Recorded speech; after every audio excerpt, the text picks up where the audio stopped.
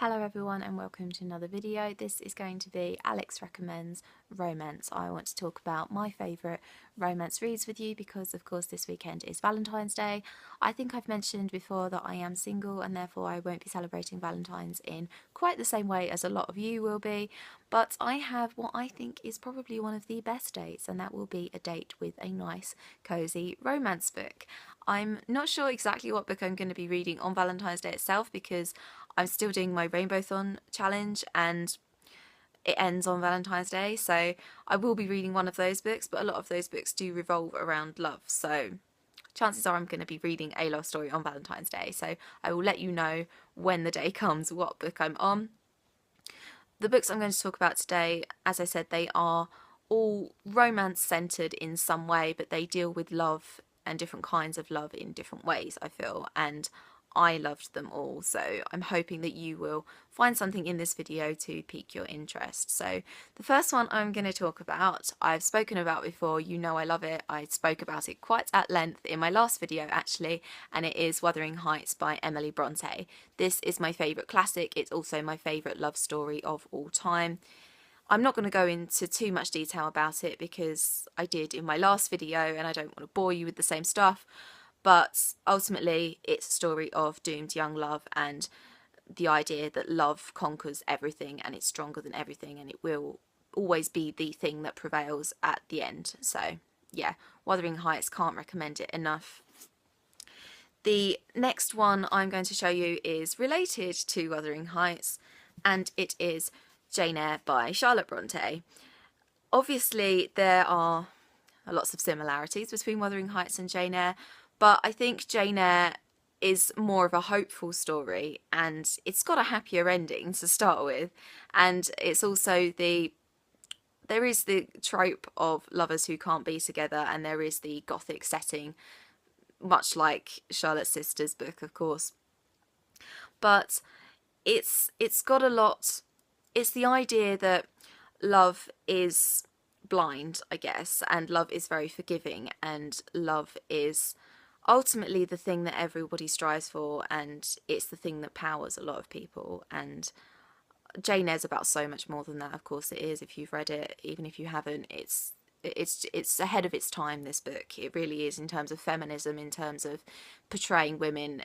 It's got all of that in it, but the love story at the heart of it is incredibly hopeful and it's incredibly tragic at times, but it celebrates love in all its forms and it's a great love story. So definitely Jane Eyre. The next one I have to show you is perhaps not a typical inclusion in a romantic recommendation video, but it is Love Letters to the Dead by Ava de Lara. This is a YA contemporary that I read last year and absolutely adored. It's not about traditional romantic love, although it has that in it. There is a love story in it, but it's mostly about family, love and loss. And I will tell you that it is about a girl called Laurel who recently lost her sister, and as part of an English assignment at school, she is asked to write a letter to a dead person, and she chooses Kurt Cobain because of her sister's love and admiration of him. But after the assignment is over, she continues writing letters to celebrities who died young. So she writes letters to Janis Joplin, Amy Winehouse, Heath Ledger, Jimi Hendrix, and lots to Kurt. And we build up a picture of Laurel's life and her relationship with her sister, her relationship with her friends and her family. And it's quite shocking, it's quite heartbreaking, and it's an awesome read, it really is. So if you're looking for love in perhaps not a traditional way, Love Letters to the Dead is definitely a recommendation from me, certainly for fans of Perks of Being a Wallflower. It's that kind of book. So yeah, Love Letters to the Dead. The next one I have to talk about, I talked about in my favourite books of 2015, and I couldn't not put it in this video. It is, of course, Anna and the French Kiss by Stephanie Perkins. This is just a really cute, fluffy YA contemporary, and it's just awesome. It will have you smiling the whole way through. I'm smiling now when I'm talking about it. It's really that good.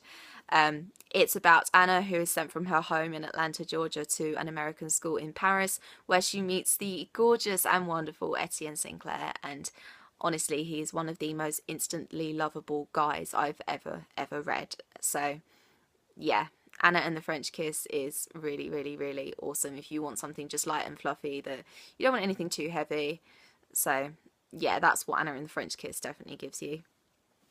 The next one I have is a really, really, really recent read for me. I first heard about it late last year and I got round to it. It's one of my Rainbow Thorn books, and it is The Best Thing That Never Happened to Me by Laura Tate and Jimmy Rice.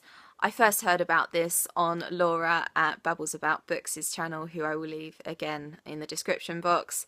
It's an adult romance, and I never ever read adult romance. I read adult horror and adult fantasy, but that's pretty much where all my adult reading comes from. I never ever read adult romance, but I am so glad that I read this. I really am.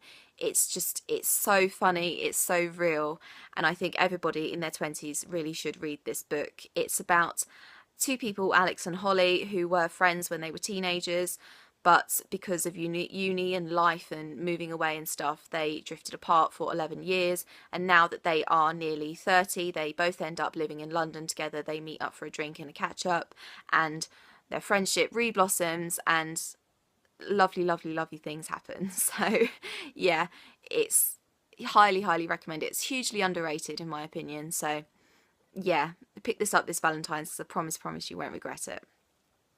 And the last one I have to talk about is perhaps not so much a recommendation, but I just wanted to alert people to its existence, because I've never ever seen it on a book blog. I've never seen it on BookTube, but I saw it in a bookshop. It must have been either just before or just after Christmas last year. And I just had to pick it up as soon as I'd read the blurb. It was in the YA section, but I hadn't seen it before, and apparently it was published last year. It is called Tell Me Again How a Crush Should Feel by Sarah Farizan. And I read the blurb. I'll read you the blurb and see if you would pick it up based on that. Layla has made it most of the way through Armstead Academy without having a crush on anyone, which is a relief. As an Iranian American, she's different enough. If word got out that Layla liked girls, life would be twice as hard. But when beautiful new girl Saskia shows up, Layla starts to take risks she never thought she would. As she carefully confides in trusted friends about Saskia's confusing signals, Layla begins to figure out that all her classmates are more complicated than they first appear to be, and some are keeping surprising secrets of their own. So it's about an Iranian-American lesbian in high school. And everyone's always saying that we need more diverse books. We need more books about people of ethnic minorities. We need more books, YA books, about different sexualities. And this is a book that has both of those things in it at the same time. And I looked it up on Goodreads as well, and it's got an average of 4 stars. So I'm kind of confused why I haven't seen it around before, because it seems, as I said, it came out last year, 2015. And I picked it up and I thought, I need to give this a try, because this sounds really, really different. So yeah, I haven't read it, so therefore it's not so much a recommendation. It might be awful, but the blurb tells me that this is the kind of book that we've all been asking for in YA. So when I read it, I'll let you know. I will do a review of it, quite a thorough review of it probably. Certainly if I love it. Maybe even if I hate it, I will do a very thorough review. So yeah, I just wanted to alert people to its existence really, so yeah, that is that one. And that is all that I have for you today. I hope you enjoyed this video. I hope that maybe I've inspired you to pick up one of those books, maybe if you hadn't heard of any of them before. On the blog today, I have pretty much a written version of this video.